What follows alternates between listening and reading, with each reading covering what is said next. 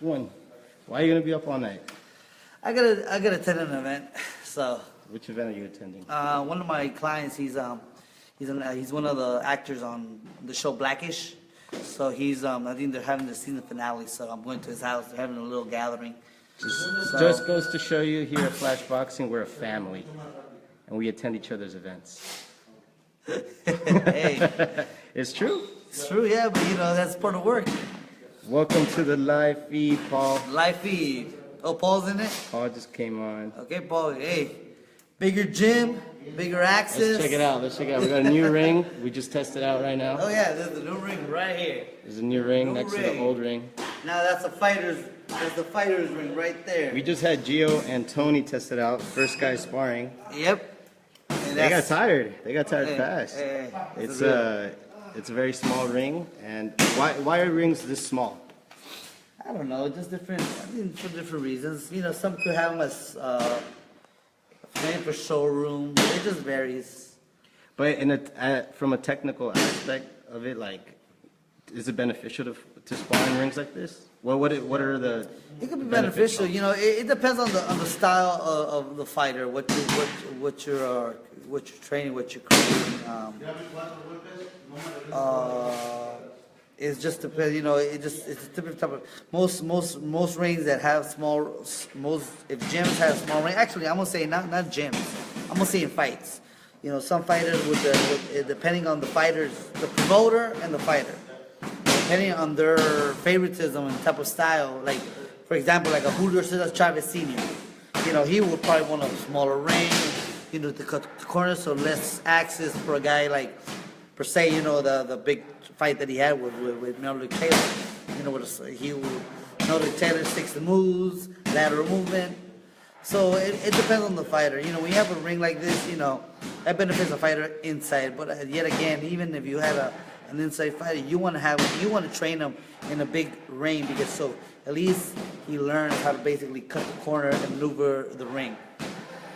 So let's talk about the big fight from before we get into the GGG. Actually, I have a couple of questions right there. Somebody asked me. Yeah, I want to get GGG or Canelo. Actually, somebody asked me. Before we do that, We will go there soon. let's break down the supposedly super fight of, well, not even, it wasn't a super fight. It was supposed to be a big Mexican fight, but Yes. it was, like Kellerman said, only one great Mexican was fighting on Saturday. Canelo looked good, man. He looked good Yeah, against. he looked good. That's what I expected. I didn't see anything else, especially Chavez. Really, I think he posted a picture back in early April, like the very beginning. I don't know, it was like 1st, 2nd, or 3rd of April. He posted a picture of him flexing in a sauna room. That told me a lot. You always said that. That told me a lot. I know he was gonna have trouble making weight, even if he had time to make weight. So I heard that they had a secret weigh-in. Yeah. Dan Rafael came out with an article today that Canelo and Chavez Jr. had a secret weigh-in just in case he wouldn't make weight. So they had a secret weigh-in before the real weigh-in. That's just because I guess they had no faith in Chavez Jr. actually making weight. But he made the weight, but if the guy was in there just for a paycheck, it looked like. Yes. He was criticized for a picture as well. He had a glass, whatever. What he said was vitamins or whatever. I don't know what it was, but he said that they were criticizing because it could have been alcohol, whatever. But it was basically in the hallway in the hotel. So it varies. It could be anything. We don't know. But he was criticized for posting that picture on Instagram. He in the post fight also he said that he was trying to do what Nacho Bernstein was telling him to do, but that he kind of didn't.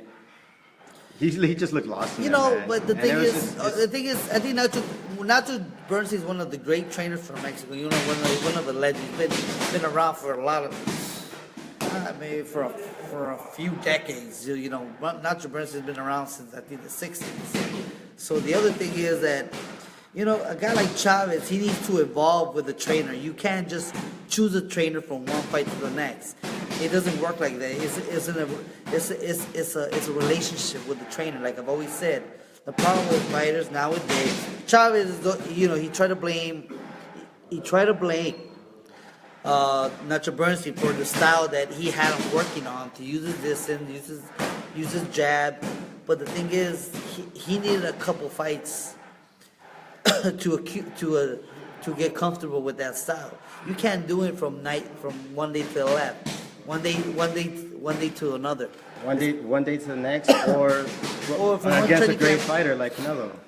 Canelo's been with the same people since he started his career, so you can't really. He's evolving, he's training and practicing on different things every day. He stays in shape. I know people always criticize him for that he blows up to 180 and this and that. You know, it's always the media always trying to blow something out of proportion. Let's talk about Canelo, man. Yes. He looked good. He looked Chavez great, dominant. wasn't throwing. He obviously looked like he felt Canelo's power early on. Canelo was working the jab beautifully all night. Yeah. So the thing is, in that fight, I just think Chavez had trouble making it. He forced himself to drop to 164. He hasn't made that weight for, he said, like 5 years. That's obvious. You know, any boxing expert will tell you that when a fighter hasn't been making a certain weight for so long. You could look at the Pacquiao De La Hoya fight. Same thing. De La Hoya went to 145, 146. Hasn't made that weight for like I believe it was 8 or 10 years. And I believe Oscar was going to beat Pacquiao, but because of maybe the rehydration the next day, and it was too much for Oscar. And, you know, he was fighting at 60, 50. Most of his career, at that period of time, he was fighting at 154. So it's hard for a person just to drop down from a certain weight to another. You could see another example. Roy Jones. He went up all the way to heavyweight and went down to 175 to defend his title, to fight against Tarver. No, to fight Tarver. And in the first fight, people thought that he lost. Some people, it was a very controversial fight. Some people believed that Tarver won. And some people, you know, because he wasn't the typical Roy Jones type of dominance. And then they fought in the rematch a few months later, and then Roy got knocked out. And then after that, Roy Jones was never the same. See, this is what people don't really understand. When you start losing, going up and dropping weight, you can't just do it, especially with muscle. You know, if you're heavy if you grow to be a certain size, a certain weight, you stay there. It's like you can't really just go up and down in weight. That's the reason why fighters like Ricky Hatton, Roberto Duran had trouble with their careers, because they were always blowing up in weight and going up and down. So that's my vision. Canelo, because Canelo, like you said, stays in shape. He stays in a certain weight. And He's not just working out to lose weight. He's working out to get better. To get better to. And that's true. Every fight that he's fought, he's getting better. Mayweather, he's been getting better. He's been getting better. So let's break it down, man. Everyone wants to break. Well, first off, let's start off with what do you think about that spectacle at the end of the fight? I thought I was watching WWE, man. Yeah, because they're trying to make it. They're trying to blow it up, because I know that's the fight that people been assuming that. I've never seen anything like that. Canelo, yeah, because they just promoting it, because the thing is, that's a fight they've been wanting for so long. That's number one. Number two is, they're always trying to say that Canelo's been avoiding Triple G. Maybe he has, maybe he hasn't. But the thing is, nobody fights for. Everybody fights for the right price at this stage of their career. You cannot just take the fight and fight whoever just because the people calls it, and they say, people want to see gore and blood, and basically want you to sacrifice every obstacle of your being for a fight. Of course, that's the whole point. But as well, at the end of it all, fighters are the most unappreciated athletes out there. The minute you're gone, you're gone. There's a lot of fighters out there in history, and they're around right now, that probably nobody really that sacrificed and gave themselves up to boxing, and basically ended up really with nothing.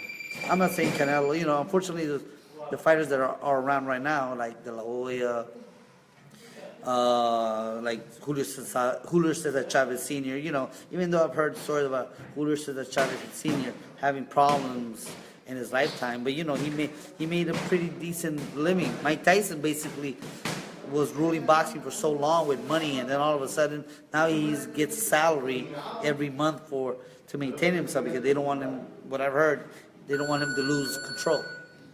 But I could go with the great Bobby Chacon, who passed away. You know, God rest his soul. You know, this guy was a legend. You know, he was one of the great fighters from out here from the San Fernando Valley, and ended up being punch drunk. You know, living homeless. And I remember I first met him. He was pushing a cart, picking up cans. So you know, see, those are great fighters that people that people forget. You know, thank God, you know, people helped him and got him back on his feet. But to sacrifice every single time for a fight, it's harsh. You know, there always gonna be the right time and place to sacrifice yourself, but you can't do it every fight just because the people demand it. Because it's a wear and tear into yourself, into your being, your mind, your body. You know, people don't really understand how much sacrifice these people do to basically give them entertainment. You know.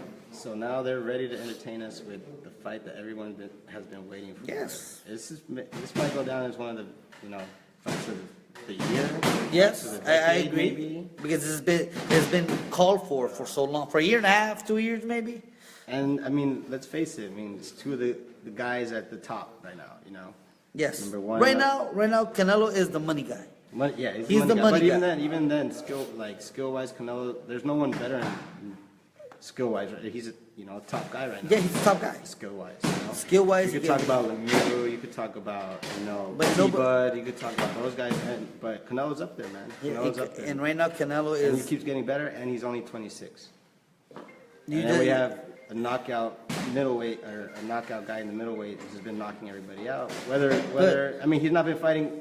He might have been fighting nobodies or fighters that don't have big names, but he's still doing it. You know, it's one thing.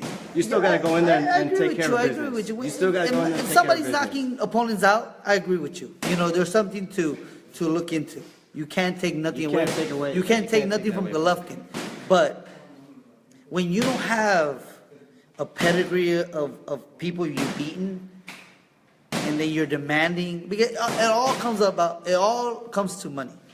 Maybe this is the right time for them to make a good amount of money for both fighters. You know, it is the right time. Number one. Number two is, the thing is, Golovkin hasn't really fought nobody really, in my view, that has a A-class caliber. You can't. You know. I wrote down both guys' last 10 fighters. Yes. So first, GGG. Mm-hmm. He fought Jacobs, which is I think he's a Class A fighter. Okay. Who has he fought? Who's Jacob fought? I could tell you he lost, but people don't even know who he lost. Yeah, you told me last time. See, that's another thing. Okay, who's the other one? So we got Kell Brook. Okay, Kell Brook from England went up two weight divisions to fight him. Wade was. Who's Wade? Undefeated? Don't mean anything. Who's he fought? He fought Lemieux. Which is typical tough fighter that stays stationary in front of him. Monroe Jr. was a nobody. You know, Murray, another English guy, was a nobody. Past his prime. Rubio, a blown up middleweight came from welterweight. Gael, Adama, and Curtis Stevens, who we just saw. Lemieux Curtis Stevens has always been. He's always been around. He's always been a gatekeeper. So these are Canelo's last 10 opponents. Baldomir. Baldomir was in the last. No. Last 10 opponents was Khan. Oh, the last. Right. Well, okay. So the last 10 opponents: Chavez Jr., Senior. Yeah. Senior, Junior. Smith. Yes. Who was really nobody, but he was a title holder. He was a title holder. Yes. He went down to 154 because Khan went up 2 weight classes. No, but Khan was over. Yes. Khan went up 2 weight classes. 2 weight classes. Cotto, middleweight champion. But not a middleweight. But the thing is, he still had a lot of in his arsenal. You can't. He's a Hall of Famer, no doubt. And the only thing is is he past his prime? Was he being competitive? He was being competitive. Okay, that's what matters. No, he was being competitive. Kirkland. Really. Okay, you could argue for Kirkland, but the thing is, Lara. Lara. He lost. I agree with you on that. I agree with Lara. lost. And the most avoided, but you got to give him credit. You give him credit, yeah. He fought Yeah, yeah. Lara. He did He fight. fought Mayweather before that. Okay, Angulo. Angulo, yes, that was right after the defeat. He fought the defeat to Mayweather. Mayweather was his next fight. The best- and he lost there, and the best, to the best defensive But fighter. he wasn't blown away. And he was 22. Trout. Yes, another two fighters in their prime that just won titles at that time. Mosley. Mosley, Was he past his prime? but the thing he fought Canelo at 20, 21 years old. Right, and then Baldomir. Baldomir was Exactly, Yeah, and he so- knocked out Baldomir. Right. That's most. Oh, who was Baldomir?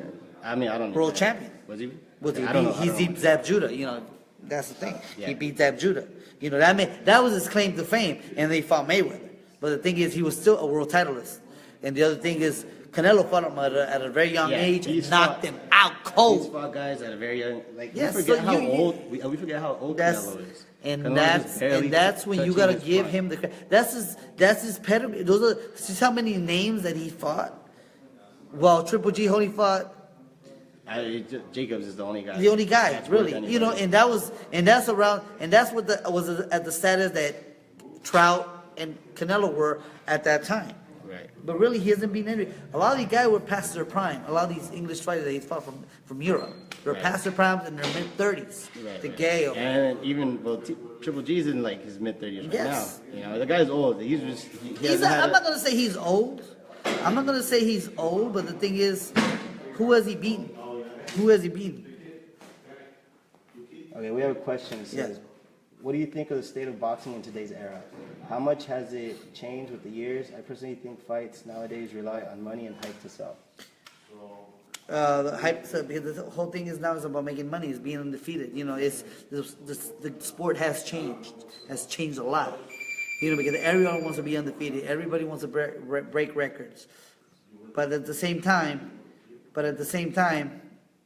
you know, everybody's trying to make a living. You know, because the thing is, you sacrifice a lot in there. You know, people don't realize what you put in training. Training is you sacrifice, you beat your body down consistent. Do you think people are still working as hard in training nowadays as they were back in the day? There probably are, but the thing is, it was more. I think nowadays you're more entitled because you put pressure by the networks and the companies and the promoters, and so you're more pressured to fight. And I think in boxing, it's always been pressure to keep that zero on your record. Because Yeah, once because you lose that zero, that was when De La Hoya was around, and the guys like now for Floyd Mayweather's the zero is the whole key. And but the thing is, there's only been a few fighters in history that left undefeated. So that's you basically you're impeccable. So that's the aura of being of invincibility. So you got to give it to them. You know, however they go out, you know, even the fights are controversial. All fighters have controversial fights. All fighters. okay. you So know. let's talk about this GGG Canelo fight. Mm-hmm. Like, what does Canelo need to do? Let's talk about GGG first. What does GGG need to do to? Triple G needs to be constantly be the aggressive, and pull his strength, his power, and his will against.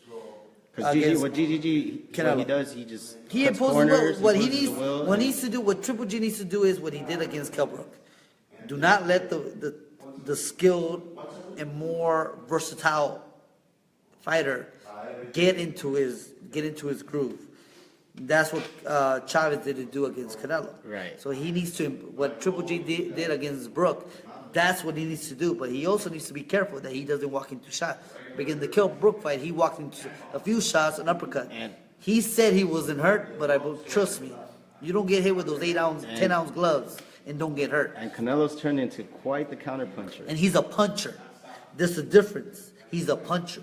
People don't underestimate his punching power. Okay, of course, he didn't knock out Chavez, but you gotta understand, Chavez was coming from 175 pounds, 180, 200 pounds down in weight. You're not knocking a guy out like Chavez, especially Especially with the big head like exactly. Chavez. Yeah, exactly. You know, and Canelo's been fighting most of his career at 155, 54 pounds.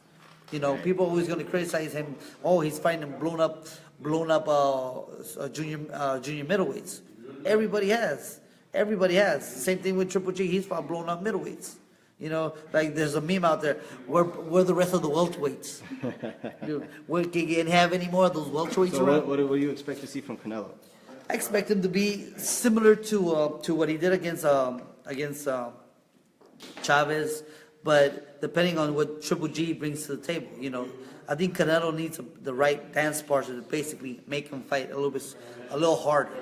You know, that's what I see. Chavez didn't throw much, so I mean, it was basically Because he ate a couple shots. I saw I think he felt. I saw Canelo be in the ropes, both hands up, and then Chavez came in, threw a couple shots, and then Canelo came with the right uppercut and a few other combinations that backed Chavez out. So you gotta look at that. So that made me seem that Chavez respected Canelo's power and accuracy as well. Yeah, and very Canelo has fast hands. Yeah, that's one thing for sure, that in this fight is Canelo's gonna be the faster guy. Yes. So let's see because he didn't really get tired in the fight, because obviously Chavez didn't throw much and he didn't impose his will. Yeah. GGG is gonna impose a will on him. Exactly. So he might, you know. If Triple G respects, let's see how he respects his Right. his punching power, because you could see in the Johnny Jacobs fight, he hesitated at the end. Yeah, he did hesitate, He really didn't want to engage with Johnny Jacob, because Johnny Jacob had fast hands, good punching, and he was a big middleweight. He was big middleweight, fast hands, and he Lateral moved, movement. lateral movement. And then I think Canelo's not going to worry about. But Danny Jacobs did box a lot going backwards. Yes, because that's his way of Canelo fighting. doesn't really do that. But Canelo doesn't need to. You know, Canelo doesn't need to really be bouncing and being on his tiptoe the whole fight, because he's willing to engage, and depending on what One type thing of that I'm really impressed with Canelo right now is that he's not scared to be against the ropes. Against Mayweather, he did not want to be against the ropes. yeah, because Mayweather was constantly on 2-3 steps ahead of him. Right, and now a couple years down the line, you see Canelo super comfortable against the ropes, and so now GGG likes to put people on the ropes. Yes, and even that could be beneficial for Canelo. Right. To a certain degree. I'm not saying the best. I'm not trying to say that being on the ropes is the best way to fight. I think fighters that constantly stay on the ropes are the worst, are the most vulnerable, because nothing. You only got one way to go. Nothing comes good off the ropes. That's what I know. But there's a couple fighters, like one of my favorite fighters, James Toney, was a master. He was able to get away and maneuver himself around the ropes. So a few fighters can get away with doing that. And Canelo seems like he's getting comfortable, but I wouldn't recommend it if I was his trainer. So yeah, I mean that's one good, but lateral movement's been improving a lot. The slipping and the angles. See, he's got good lateral movement. Yeah, he's good doing countering. He sees a lot of things. I don't know if you remember him. I don't know if you remember seeing Canelo. I think Chavez threw a jab and he just came and rolled with a shot. Yeah. And came with the right hand. Mayweather taught him that. Not really Mayweather, you know. No, I know. That's a style that he's evolving into. You know, he's a counterpuncher. You know, you can't take nothing away from the kid, man. I think I have high hopes for Canelo in the future, and in my opinion about him and Triple G, it's gonna be an interesting fight. I'm gonna say interesting, exciting. It just depends what Canelo brings, Triple G brings to the table. Yeah, what did you think about him not even sitting down? Someone asking about that. You know, it just. Do you believe it was something to showcase? I think he was just showcase himself. Showcase himself that I'm not tired, man. I'm not seeing anything. Because that's a big thing. A big knock on him that could be a very big psychological warfare with Triple G. Like I said, the minute the first round goes on and that fight goes on, like everybody's gonna be on the edge of their seat in the fight. But the minute it becomes a snooze race, they're gonna criticize Triple G. I'm just looking at it as that, because I'm expecting really Canelo really dominating Triple G. I don't really see anything spectacular about Triple G besides his punching power. You know, of course, punching power is a lot. If you have it, great. But I don't really see something that makes me think like Triple G is going to do something spectacular than Canelo has done. Canelo says he's proven himself worthy. Like I always tell people, watch the Kell Brook, watch the Danny Jacobs fight with Triple G. those are the two fights that really exposed him a lot. You know, and that's the only thing I can say. All the brawlers all the coming forward to guys that Canelo fought, he's knocked them out. You know, you could criticize him fighting Kirkland, who didn't fight nobody, but realistically, who has Triple G fought? I think Floyd Mayweather even said that Canelo knocks him out. Yeah. I could believe it could be a late stoppage. You know, of course, both men haven't been severely hurt. Besides Canelo at 19, he got stunned by Cotto's brother. But realistically, I haven't really seen any of the fighters get hurt. But the one with the more versatile, the more of a game plan, the more adjustment in the fight is the one who's going to come out prevailing. And I see Canelo coming out prevailing because I don't really see anything that Triple G brings to the table. He just typical Eastern European. I know he brings out that Mexican style. He just wants the Mexican public to see him. That's all. He's trying to bite on the coattail. That's all he's trying to do. It's been working for him, man. It's been working for him. It's been working for him. But until somebody taxes him and really puts it on him, we're gonna see. I'm definitely excited to see this fight, September 16th. The details of the fight have yet to be been released. I'm hoping. Well, Oscar De La Hoya said on First Take that it's going to be a true middleweight fight at 160. Let's hope it's going to be at 160. At 160. Yeah, it's going to be at 160 at middleweight. That's good. That's a catchweight. But you got to understand, people are criticizing. They're talking. I've heard a lot of commentators on Spanish shows and sports shows talking about, Chavez should have gone out on the limb. Maybe even if he would have been stretched out in La Camilla. See, this is what I talk about. People don't care. People don't care how a person sacrificed. People rather see you get knocked out and severely injured in a fight. I understand. You got to go out on your limb. You got to go out on your shield. But sometimes, I've made weight, and I've been in that situation. Sometimes your body won't function. In other cases, it was just an opportunity that Chavez took because it was going to be a great Mexican showcase, but it didn't happen like that. So it's all about, at the end of it all, it was not about Canelo not making the fight. It's about Chavez getting a good paycheck, getting an opportunity. It's not really a paycheck, it's also an opportunity. What happened if he would have won? It would have been all about it would have been all about Chavez. There's always an opportunity. I don't think nobody in the boxing world will count down an opportunity. That's the reason Kell Brook fought Triple G.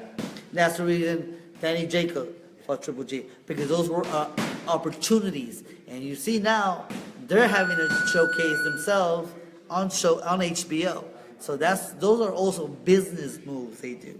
Even though it doesn't get them to win, but I've known fighters to take certain moves to advance their career on a certain network, whether they're exciting or anything. It's just business moves at the end of it all, because they do not make moves without a group of people.